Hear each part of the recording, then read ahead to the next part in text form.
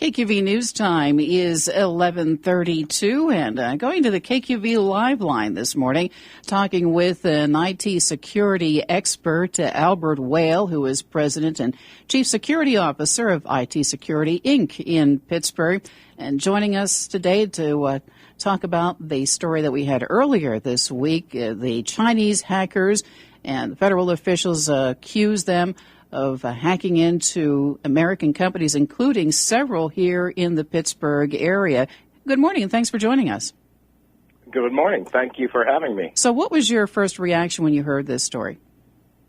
My first reaction was, I'm not surprised, and why did it take so long for them to say anything about this before? And, of course, it's of interest to us because Alcoa, Westinghouse, U.S. Steel, the United Steelworkers Union, among those who were infiltrated, if the allegations are true, they say the Chinese government has aimed at the very heart of American enterprise. Right. And it's obvious to me that they're doing that intentionally so that they have a lower threshold of entry point into those business models if they can steal the secrets rather than trying to recreate them and start them from scratch. Do you think this is going to have any impact? Do I think that having the government say something about it's going to impact it? Well, all the press that this has received from the federal authorities indicating that they're keeping a watchful eye and they're doing everything they can to try to track these people down. Well, I think we should all be keeping a watchful eye, and we should also do more about security in our own environment. Most businesses have to be responsible for their own security, because I don't think the government has the wherewithal or the resources to do it all for us. Yeah, one would think in these companies they spend a lot of business on IT secure, or I should say they spend a lot of money on IT security, and they're watching it. But if you have hackers out there working hours after hours in many of these foreign countries, they're going to find a way in one way or another. I would think that you probably agree to that. To the most extent, yes. I think that you have to spend the money, and if you don't, then you're going to be even more vulnerable. But, you know, the Chinese Blue Army is the world's largest government-based hacking force, and that's who they're pointing the finger at. Now, in another area today, we had a story about eBay, and they're urging their customers to change their passwords after hackers managed to slip into one of its databases months ago. Is that going to protect me if I change my password?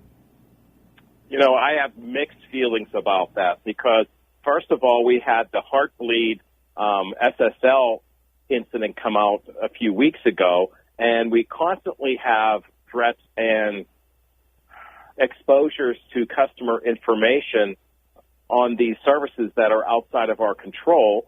And I keep wondering, what kind of security are they implementing, and is it enough? So changing your password will probably help you more than hurt you, but you're going to have to do it more frequently. And we're talking to Albert Whale, President and Chief Security Officer of IT Security, Inc. in Pittsburgh. What do you tell your customers?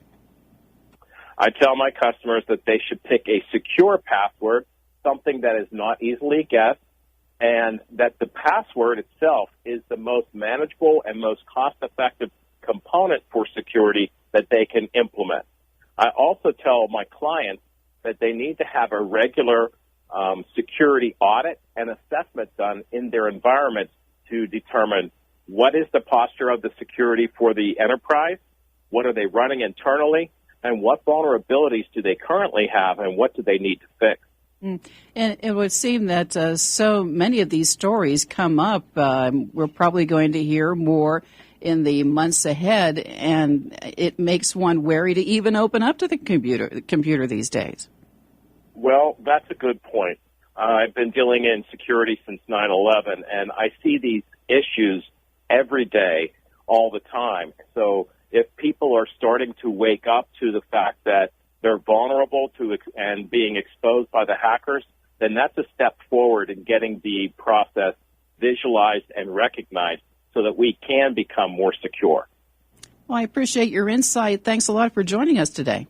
Oh, you're so welcome. Thank you for having me. Albert Whale, President and Chief Security Officer of IT Security here in Pittsburgh, talking about what to be wary of as you use your computer, and also looking at what corporations have to deal with on a daily basis to protect their intellectual property. KQV News time is 11:37. We'll be looking at traffic and weather.